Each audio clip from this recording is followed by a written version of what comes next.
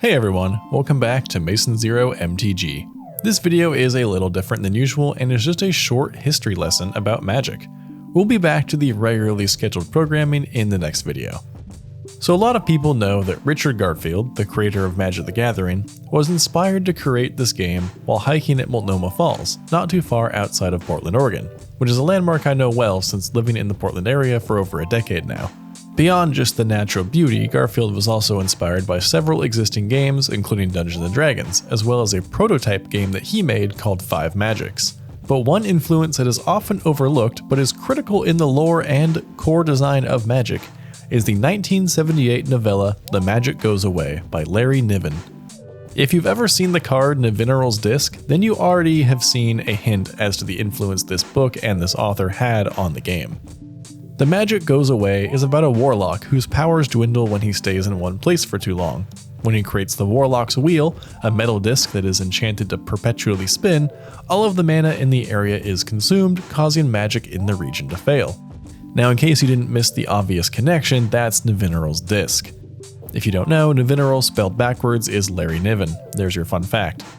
In Magic, the game, the disc spins, or rather taps, until it destroys everything magical and leaves lands intact so you can draw magic from them again. And actually, that's kind of the funny part about the disc. It has to spin completely. It enters tapped, then you untap it, then you tap it again. And that takes me to my next point. If the presence of an actual item from the book being printed in alpha doesn't convince you of this book's influence on the game, let's think about one of the most basic weird terms we use while playing Magic, that being tap. What does it mean to tap something? Well, in game terms, it means to turn a card sideways in order to use it. But where did that word come from? It came from this book, or at least the book and the game share the same concept.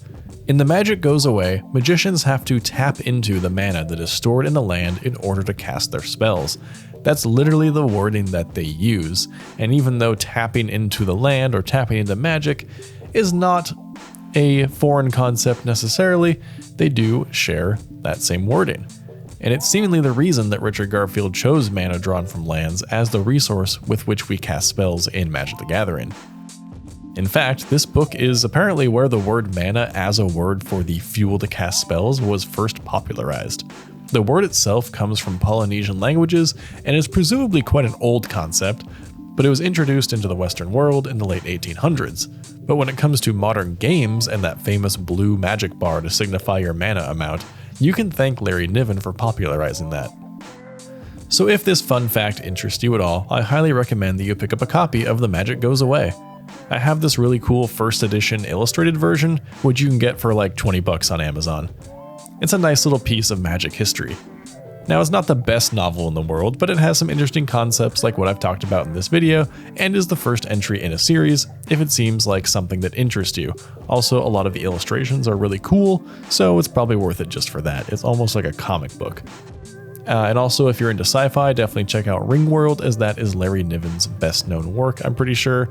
So if that interests you, go check it out. And thank you for watching this short video. I'll be back next time with more of the content that you're used to, but do let me know if you liked this little history lesson. And check the suggested videos on your screen right now to see when I made another video like this about the history of the card Morphling.